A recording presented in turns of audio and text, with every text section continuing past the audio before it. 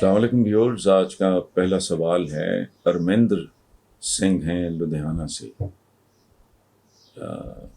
Brackets میں لکھا ہوا ہے انڈیا۔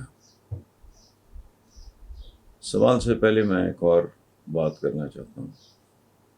ارمیندر سنگھ جی، یہ مجھے پتہ ہے انڈیا میں ہے لدھیانہ، اور لدھیانہ ان 3 شہروں میں سے ایک ہے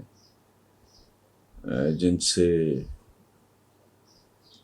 بچھڑ کے یا ہجرت کر کے میرے بزرگ پاکستان آئے تھے۔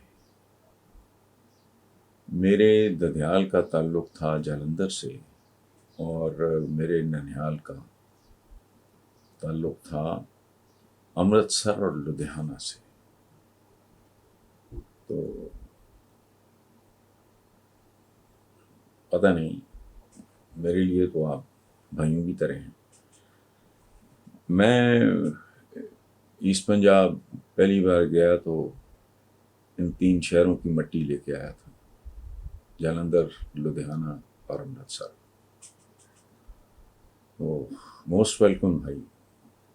سوال ارمیندر صاحب کا یہ ہے کہ عمران خان نے جعلی خط کی بنیاد پہ پورے پاکستان کا نظام درم برم کر دیا۔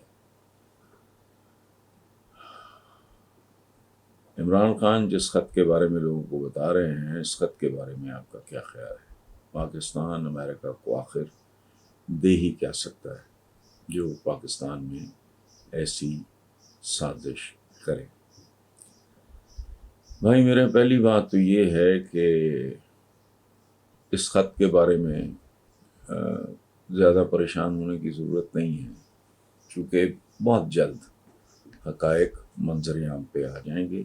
کچھ آ چکے ہیں، کچھ آ جائیں گے۔ اس لیے بجائے اس کے کہ آپ چاند ماری کریں یا میں اندھیرے میں تیر چلاؤں، بہتر ہے ہم انتظار کر لیتے ہیں۔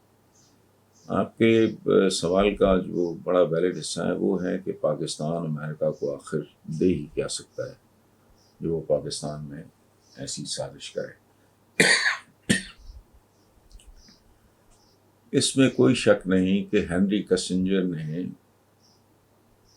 براہ راست بھٹو کو دھمکی دی تھی کہ تمہیں عبرت کی مثال بنا دیں گے، جو کہ انہوں نے بنا بھی دیا۔ تو اس وقت تو پاکستان نیوکلیئر پاور بھی نہیں تھا، تو آپ اندازہ لگائیں۔ دوسری بات یہ ہے، یوٹیوب اگر آپ کو یاد ہو، اگر آپ نوجوان ہیں، کم عمر ہیں، تو اپنے کسی بزرگ سے پوچھ لیں۔ یہ روسیوں نے پاکستان کے گرد دائرہ لگا دیا تھا، وہاں یا پشاور سے کوئی جہاز اڑ کے گیا تھا امریکنز کا سپائنگ وغیرہ کے لیے۔ سو یوٹیوب سے لے کے افغان وار تک، اور افغان وار کے درمیان اگر پاکستان نہ ہوتا اور پاکستان وہ رول ادا نہ کرتا تو سوویت یونین کا شیرازہ نہ بکھرتا۔